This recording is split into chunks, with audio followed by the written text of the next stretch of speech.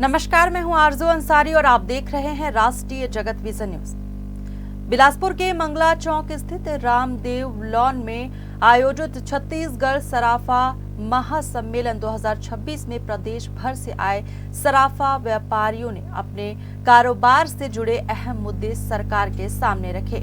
इस सम्मेलन में उप मुख्यमंत्री अरुण साव, उप मुख्यमंत्री विजय शर्मा, पूर्व विधानसभा अध्यक्ष धर्मलाल कौशिक, तखतपुर विधायक धर्मजीत सिंह और बेलतरा विधायक सुशांत शुक्ला सहित कई वरिष्ठ नेता मौजूद रहे।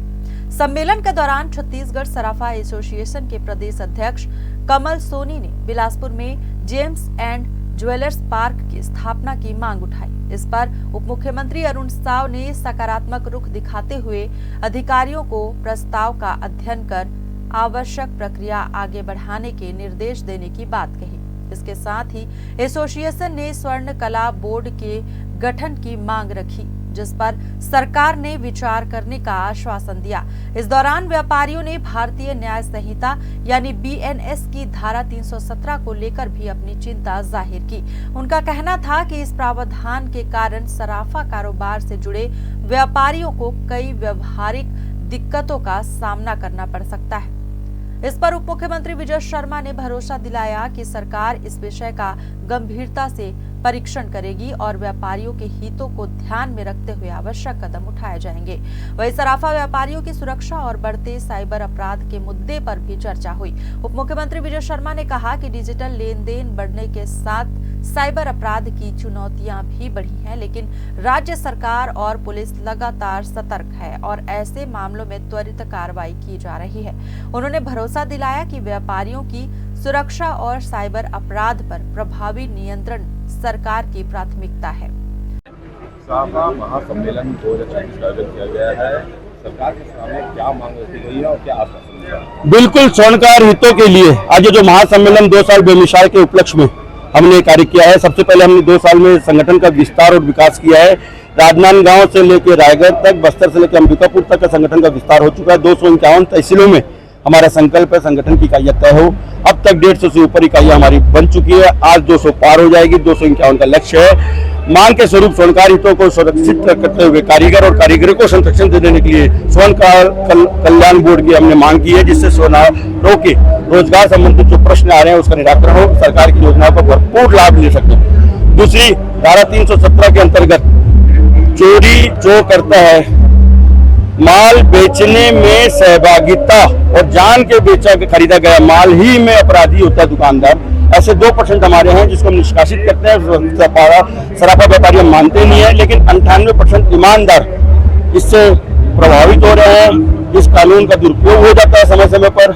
निश्चित ये 2 साल तो बहुत अच्छा रहा, लेकिन हमेशा जो परेशानी आई है उसको इंगित कराते हुए कि कहीं ना कहीं इसमें डील दी जाए। जब तक खरीदार साबित नहीं होता है कि इसने सहभागिता निभाई चोरी के माल चलताने में, तब तक उसको अपराधी ना माना जाए। व्यापारी का सम्मान और हितों की रक्षा की जाए। जेम्स एंड ज्वेलरी की मांग किया गया देश में जिस समय डिजिटल ट्रांजैक्शन पर बात हुई थी और डिजिटल ट्रांजैक्शन हमारे देश में लागू हो उस विषय पर कोशिश की गई थी, तो सदन में विपक्ष ने हंसी उड़ाई थी। लेकिन आज हमारे देश में डिजिटल ट्रांजैक्शन दुनिया में सबसे अधिक है। दुनिया का 50% अकेले भारत में, और इसलिए ये हमारे लिए चुनौती भी साथ साथ है। इसके लिए बहुत से प्रावधान किए गए हैं, केंद्र के द्वारा भी प्रावधान किए गए हैं और राज्य की सरकार में भी हमने फॉरेंसिक साइंस के लिए और अलग अलग चीजें इसमें की। तो चुनौतियां हैं, परंतु उसके साथ संगत प्रयास सरकार का अवश्य है।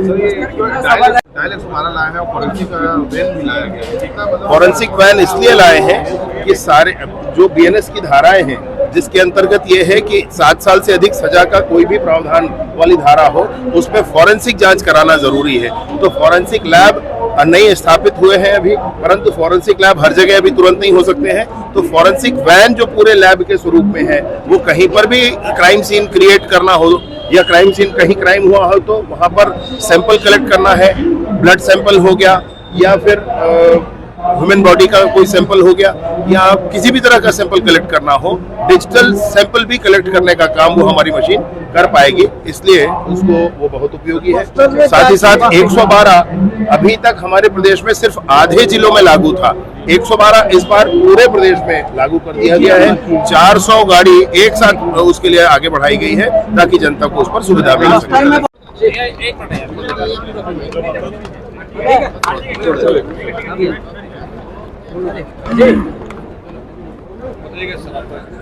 छत्तीसगढ़ सराफा एसोसिएशन का महासम्मेलन यहाँ पर संपन्न हो रहा है।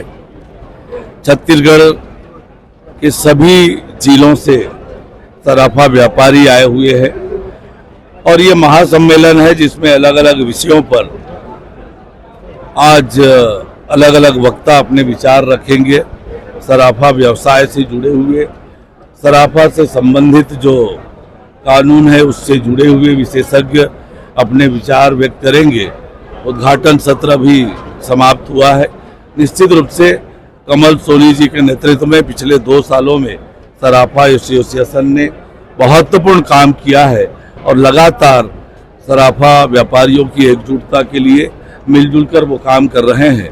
मैं सराफा एसोसिएशन के सभी पदाधिकारियों को बहुत बधाई और शुभकामनाएं देता हूं। ये मानसून सामने आ गया है, निर्माण कार्यों की क्या स्थिति? स्वर्ण कला बोर्ड के गठन की मांग की है, साथ ही बिलासपुर में जेम्स एंड ज्वेलरी पार्क स्थापित हो, ये 2 महत्वपूर्ण मांग उन्होंने की है। निश्चित रूप से दोनों मांगों पर विचार करने का भरोसा उन्हें दिलाया है। फिलहाल इस खबर में बस इतना ही। देश प्रदेश की खबरों से अपडेटेड रहने के लिए हमारे चैनल को सब्सक्राइब करें और नई खबरों के नोटिफिकेशन के लिए बेल आइकन जरूर दबाएं। नमस्कार।